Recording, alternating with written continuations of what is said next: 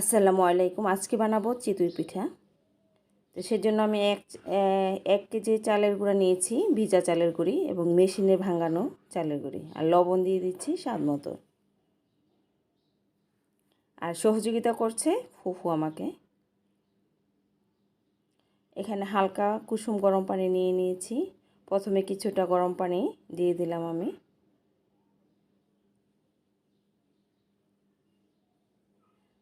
অল্প অল্প করে পানি দিয়ে মিশিয়ে নিতে হবে।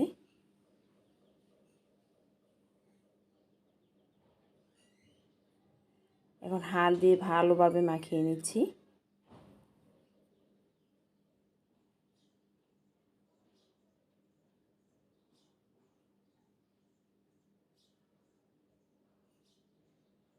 অনেকক্ষণ কিন্তু মাখাতে হবে, তাহলে আটাটা ডুটা খুব ভালো হবে।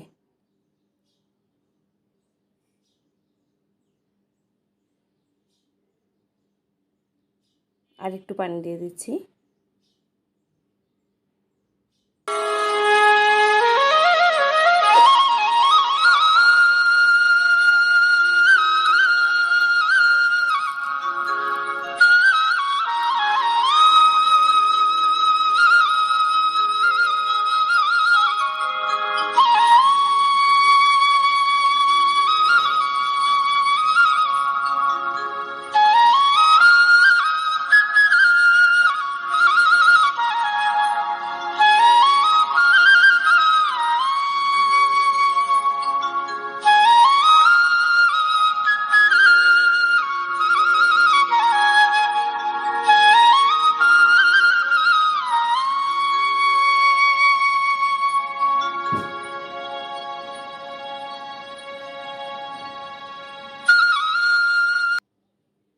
আমার চ্যানেল যারা নতুন, চ্যানেলটি সাবস্ক্রাইব করার অনুরোধ রইল।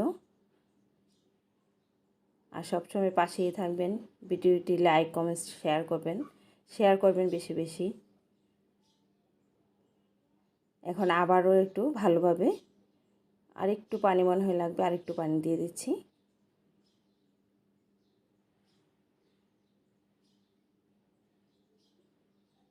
চিতই পিঠার ডোটা একদম ঘন হবে না, একটু পাতলা হবে। এই দেখেন এরকম।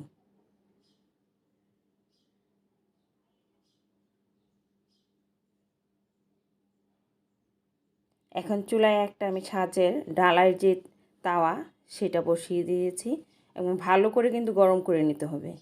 এখন একটু একটু ডু দিয়ে চিতই পিঠাটা তৈরি করে নিচ্ছি।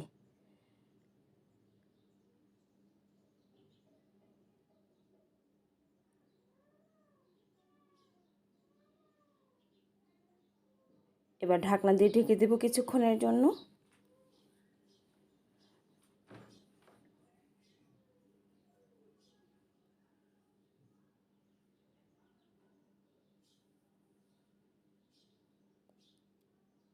দুই থেকে 3 মিনিট অপেক্ষা করলেই হয়ে যাবে চিতই পিঠা। এবার ঢাকনাটা তুলে দেখি হয়েছে কিনা।